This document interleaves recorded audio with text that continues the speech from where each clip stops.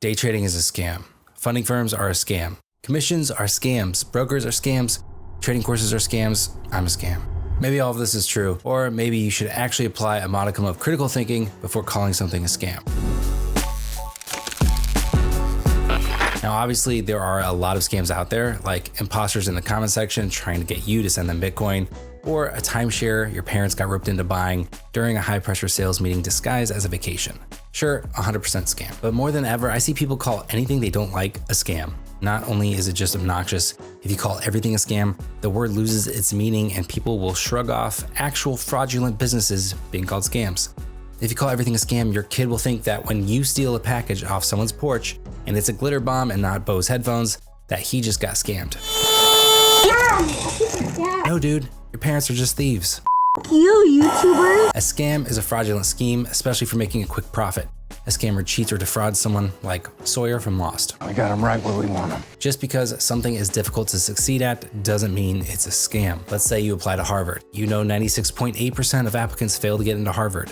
You don't get accepted. So it's a scam? No. Now let's apply this over to day trading. Unless you've been keeping your head in the sand, you should know most people fail at day trading. Most people will lose money. If you go into trading knowing that fact, when you fail to make money, you did not get scammed. No, instead, you risked capital knowing the outcome you wanted had a low probability of occurring. And to be honest, these studies often referenced about 95% of day traders failing are not great studies. The studies I read and referenced in this video were for traders in Brazil and Taiwan. I haven't seen a comprehensive study done on the US market in recent times. Anecdotally, I do believe there's a really high failure rate, but I would be interested to know what qualifies someone as a failed day trader. Did they throw $1,000 into Robinhood and YOLO it on Nvidia puts and then throw in the towel? Or did they study for years, demo trade, and then enter in the markets with live funds after developing their edge? Who knows? What I do know is day trading is incredibly difficult. It is possible to make a living doing it, but it is not for the faint of heart. So if some furu is trying to sell you a desirable lifestyle that they achieved by day trading, and they can show you how anyone can do it, you can be like me, yeah, that sounds like a scam to me. That is not an honest representation. Now, let me be clear. You should be skeptical. Anyone can post anything on the internet. Here is my 100% legitimate screenshot of my bank accounts at Chase. Probably shouldn't keep that much in one place, but I'm thinking about buying a new house and accompanying Lambo. For cash, of course. And I don't want to flaunt my trading account, but in the interest of transparency, here it is.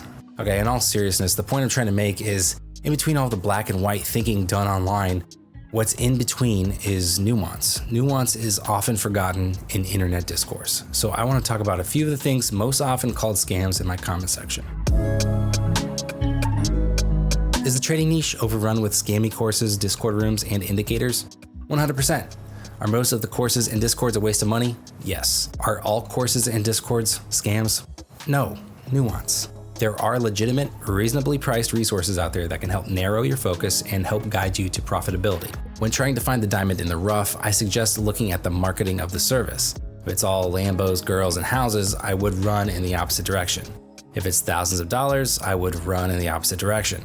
If it is a realistic, measured approach to learning trading without gimmicks or huge promises, I would take a closer look.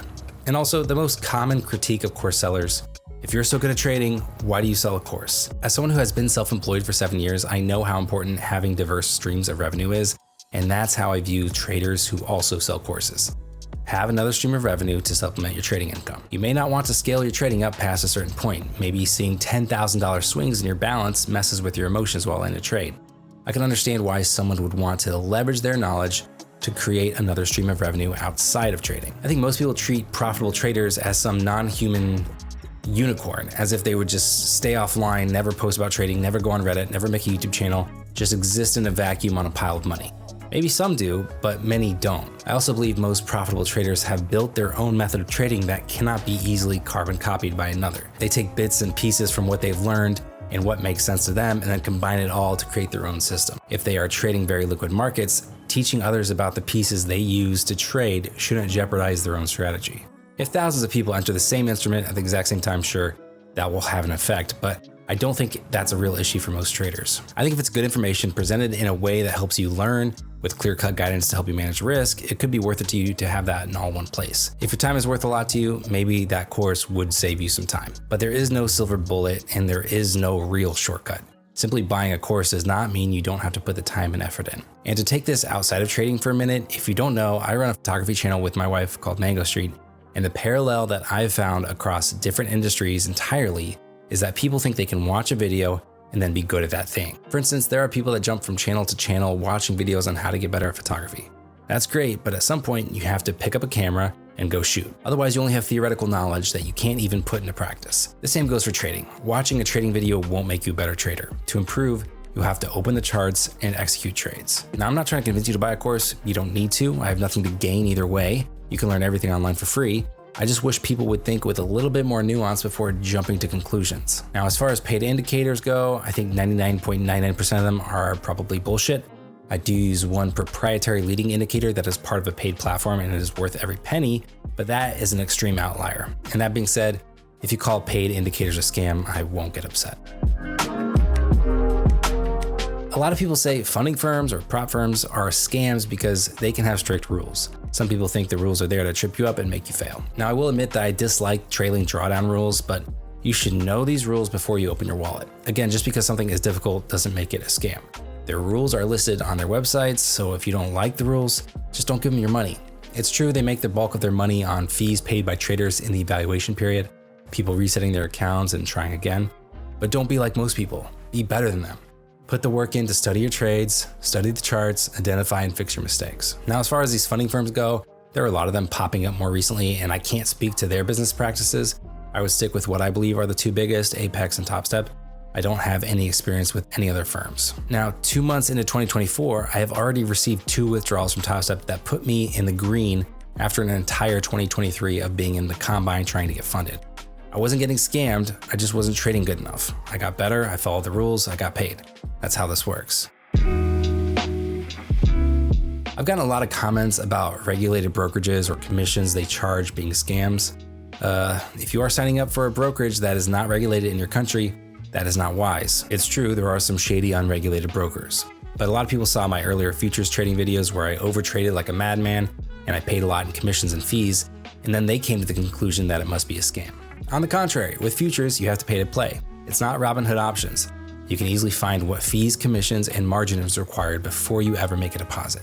It is then up to you to trade accordingly. I wasn't mad at Tradeovate because I took 257 trades and paid $477 in commissions and fees. That's on me to trade less or trade better. It is ridiculous to be ignorant about clear and upfront costs and then call it a scam. Again, be skeptical of some fly-by-night company that popped up out of nowhere.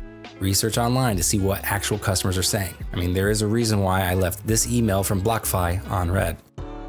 To be honest, I felt compelled to make this video because I see so many arrogant opinions claiming everything to be a scam. Every course, every YouTuber, every prop firm, anything in the trading space is a scam. Trading itself is a scam. Let me reiterate again, there are lots of scams everywhere, so yes, be careful of who you give your money to. Make sure it's not anyone in my comment section pretending to be me. But use critical thinking. Leave room for nuance in the discussion because it needs to exist. Now, if you want to sign up for my course to become a millionaire trader, use the code SCAMMER at checkout to save 97%. See you in the next one. Oh, I think my iPad just died. Even though it's plugged in. This iPad is a scam.